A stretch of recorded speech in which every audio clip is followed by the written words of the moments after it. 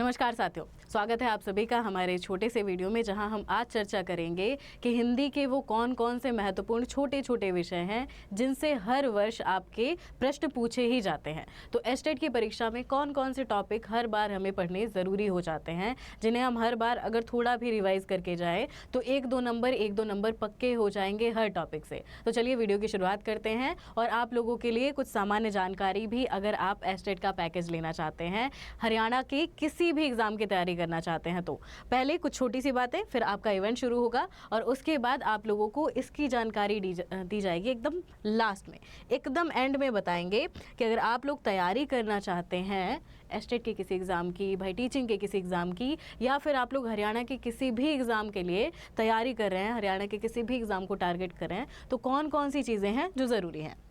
सबसे पहले हिंदी के टॉपिक पर आ जाते हैं कि हिंदी के महत्वपूर्ण विषय कौन कौन से हैं। अच्छा, अगर आप लोगों ने लास्ट ईयर का ही PYQ उठाकर देखा होगा तो व्याकरण की हम बात करते हैं। व्याकरण से सबसे पहले आपका जो प्रश्न बना था विशेषण वाला, आखिरी 4 वर्ष के प्रश्न उठा लीजिए, वहाँ पर आपके 2 प्रश्न, एक प्रश्न विशेषण से बन ही रहे हैं। विशेषण ऐसा विषय है जिसे आपने थोड़ा सा पढ़ लिया, थोड़ा सा समझ लिया तो आपके 2 नंबर पक्के हो ही जाएंगे। उसके बाद अगर हम बात करते हैं, संज्ञा नहीं कहेंगे क्योंकि संज्ञा से प्रश्न 1 वर्ष पूछा गया, 1 वर्ष नहीं पूछा गया। तो वैसे सारे टॉपिक नहीं बता रहे जो पूरे सिलेबस में लिखे हैं, आप तो कन्फ्यूज़ हो जाएंगे कि भाई वहाँ पर भी पूरा का पूरा टॉपिक ही है, यहाँ पर हम फिर अलग क्या पढ़ने आए हैं।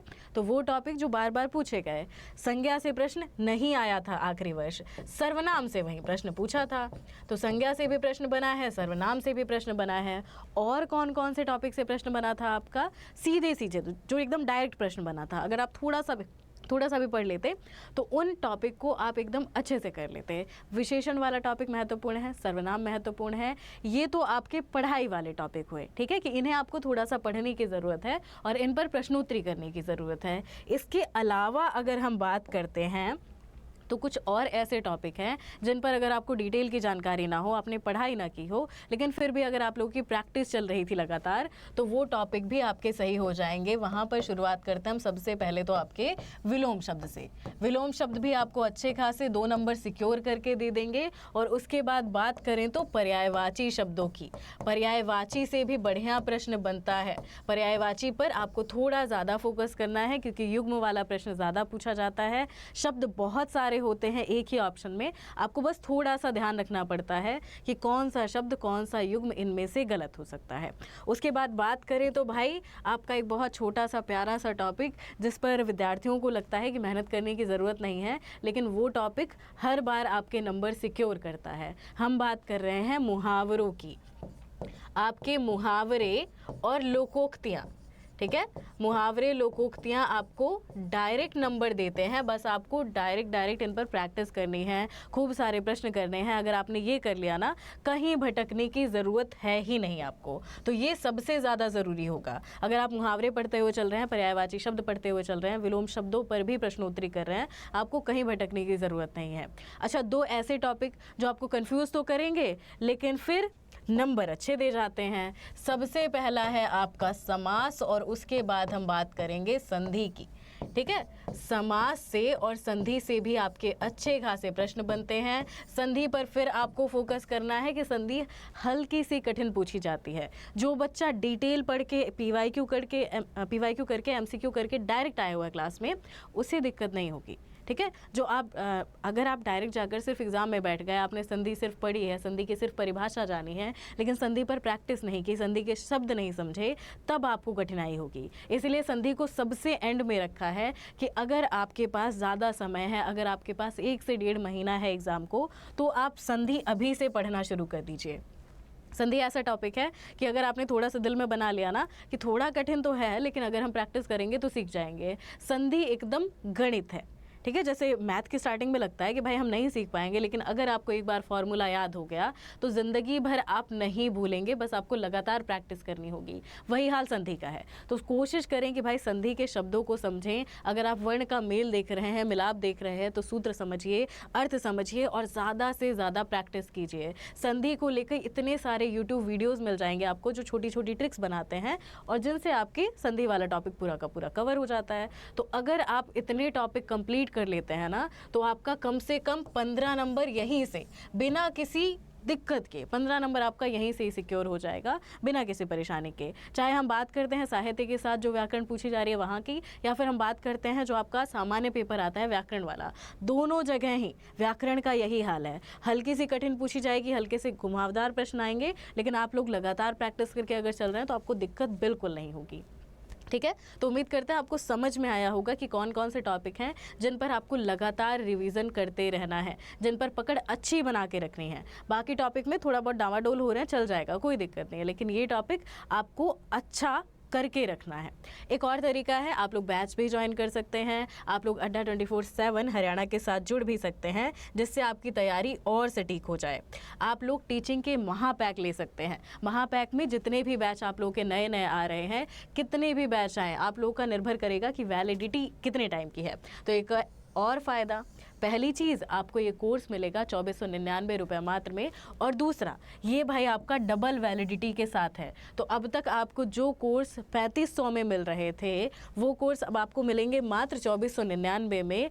और दूसरा फ़ायदा कि जो कोर्स आपको सिर्फ 1 साल के लिए मिल रहे थे, वो कोर्स 2 साल के लिए मिलेंगे। तो वैलिडिटी भी बढ़ जाएगी। अगर 3 महीने में आपका कोर्स कंप्लीट हो जाता है, अगले 3 महीने दूसरा बैच शुरू हुआ, आप वो बैच भी देख पाएंगे, अगला बैच भी देख पाएंगे। जब तक आपके पैकेज की वैलिडिटी है तब तक वो कोर्स देखेंगे। अच्छा, ये कोर्स परचेज कैसे करेंगे? आप लोगों के वीडियो के नीचे ही आप लोगों को लिंक मिल जाएगा। आपको कोड अप्लाई करना होगा Y832। ये अप्लाई करेंगे तो कोर्स की प्राइस हो जाएगी कम। ये तो बात हुई भाई हरियाणा के टीचिंग के एग्ज़ाम की। अगर आप हरियाणा की बाकी किसी गवर्नमेंट एग्ज़ाम को टारगेट कर रहे हैं, हरियाणा के बाकी एग्ज़ाम के लिए भी तैयारी कर रहे हैं, तो हरियाणा का महापैक है आपके पास मात्र 999 रुपये में। ठीक है, आप लोग 999 रुपये 1000 से एक कम में डबल वैलिडिटी के साथ तैयारी कर सकते हैं। इसके लिए भी आपको क्या करना है, वही कोड अप्लाई करना होगा Y832। अच्छा, अगर हमें नहीं समझ में आ रहा कि तैयारी करें कैसे करें, क्या कोर्स कंप्लीट हो जाएगा, क्या तैयारी पूरी इसी से हो सकती है या नहीं, जितने भी डाउट हैं, हर कोर्स के फ़ोटो के नीचे, थंबनेल के नीचे आपको एक कॉन्टैक्ट नंबर दिखाई देता है। वहीं पर आप लोग कॉल करके अपनी सारी समस्याओं का समाधान ले सकते हैं।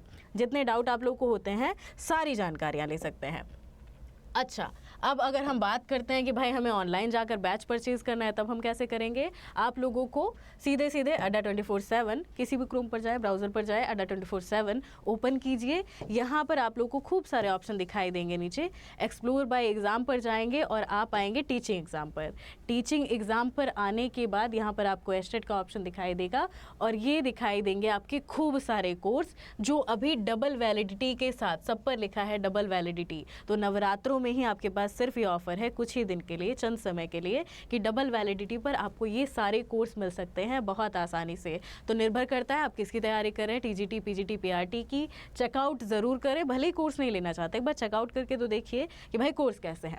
उसके बाद मान लीजिए हमें लेना है टीचिंग का महापैक, तो आप यहाँ पर आने के बाद क्या करेंगे, ये रहा आपका बैच दिखाई देगा आपको, यहीं पर ही बाय नाउ पर जाएंगे और यहाँ कूपन कोड का ऑप्शन आएगा। यहाँ पर आपको डालना है कूपन। तो आप कूपन में क्या डालेंगे, क्या बताया था आपको अप्लाई करना है Y832। ये अप्लाई करेंगे, जो यहाँ पर दिखाई दे रहा है ना 4000 रुपये, ये 4000 भी नहीं रहेगा, ये आपका पड़ेगा लगभग 3500 या 3400 के आसपास की फ़ीस लगेगी आपको। और इस पे आप वही टीचिंग के एग्ज़ाम की बहुत आराम से तैयारी कर पाएंगे। दूसरा काम आप क्या करेंगे, फिर वही Y832 आपको अप्लाई करना है।